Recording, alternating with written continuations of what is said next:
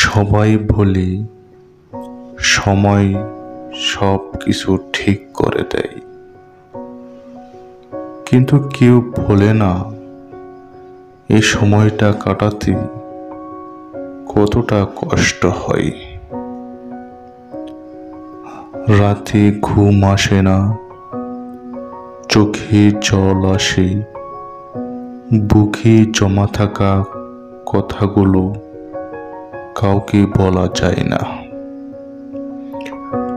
আর যাকে বলতে চেয়েছিলাম সে তো আজ অন্য কারো গল্পের নায়িকা।